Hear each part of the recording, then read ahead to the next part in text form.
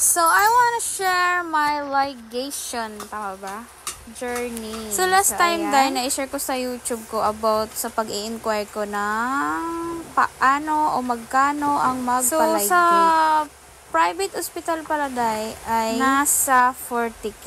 So, napaatras ang lola nyo. So, buti na lang, pag uwi ko ng bahay, that time nakausap ko yung tita ko, naya, ang mahal pala magpaligate. 40K na malagatak. Alam nyo na, ang lola nyo. Palamunin na lang. O, diba? Then, naikwento ng tita ko sa kapitbahay namin. Sakto day, yung nakwentuhan ng tita ko ay meron daw taga-barangay na nagtatanong kung sino ang gustong magpaligate. So, agad ko namang piniim yung taga-barangay. Buti na lang talaga nakahabol ako kasi nakalista na sila meron palang free sa barangay na ligation. So, share ko na sa inyo yung mga nagtatanong magkano, masakit ba, o share ko na sa inyo. No, nandito na kami na from hospital. Sa bahay namin, doon sa may kalsada, sinundo ako ng ambulance. Yung mga kasama ko sinundo. Then, nung pagdating namin dito sa ospital, ayan, pila kami, fill up ng then orientation sa amin, pinaluwanag sa amin kung ano ang mangyayari. So, dito sa part na to, kakatapos ko lang ng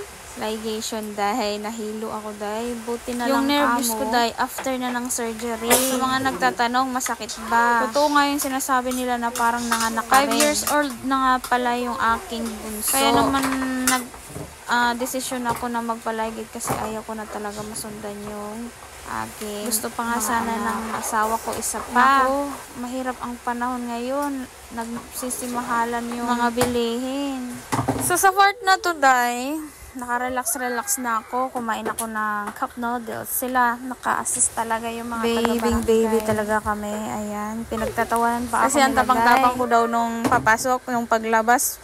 Sayang nga daw, hindi nila ako nabidyohan. Parang hihimatayin daw ako, day. Tawa sila ng tawa sa itsura ko talaga. Kasi yung sinundan ko, day, umatras yung isa, yung sumunod sa kanya, hindi natuloy yung ligation niya. Isa lang ang nakuha kasi nilalabanan niya yung kumbaga tinitigasan niya yung puso niya. Doon, habang nagwi-wait ako sa kanya na matapos, tinuruan ako na i-relax lang yung katawan mo, yung muscle mo sa tiyan, i-relax mo lang. Para hindi siya tumagal. Kasi in 15 minutes, tapos na, day. Meron pang 8 minutes daw. Iwan ko ako kung ilang minutes ako. So, sa part na to, day, hinatid na kami pa uwi. So, alam nyo ba? Jollibee pa sila. Sabi ko, napatanong ako sa kanila kung matagal na ba itong meron kasi sa barangay. Kasi ako mismo, no idea talaga ako about dito. Kaya nga napapunta ako ng naka-discount tayo ng 40K. Free pa lahat. Asikaso pa kayo. May pa-Jollibee pa. So, dito na part, hinahatid na kami isa-isa pabalik sa mga bahay namin. So, doon naman sa procedure, day, kung paano. Pagkahiga ko doon sa operating room, parang patuwad yung ulo mo, day. Mas mataas yung unang ginawa. Anesthesia. Hiniwa na, day. Maramdaman mo, day, kasi gising ka naman eh. Tapos, yung pag-angat din ng mo, yung kinukuha medyo sa inyo. Masakit siya, day.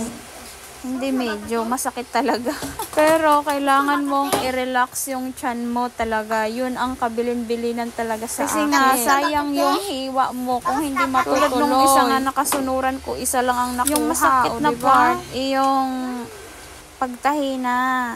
Doon talaga ako napagalay. Ayan, sa part na to, nakarating na tayo ng bahay, na-i-flat na natin yung likod natin. Pero, nung tumayo ako dito, kumain ako ng tanghalian. Mga ilang subo lang, nag-blackout na naman yung aking tulad nung pagtayo ko din after operation. Kaya ang lola nyo, kating ko. Hindi rin siya madali, masakit din until pero now. Syempre, para sa future, para din na hindi na dumami yung mga anak ko. Mas mahirap yung madami yung anak. Kasi alam niyo, parang napubia ako tulad ng nangyari sa nanay. Madaming anak, hindi kayang buhayin. Pinamimigay na lang. Ang hirap. Kaya tiis-tiis lang. Buti ka mo may free. Diba? Tapos ito, free din to, day. Itong kit, bandage. Ayan. Nakakatuwa nga eh. Ito naman yung instruction, day. At saka yung mga gamot. Ayan. So hanggang dito lang muna tayo. Kasi maingay na yung Junakis ko. Thanks for watching! Ayan. Bye-bye!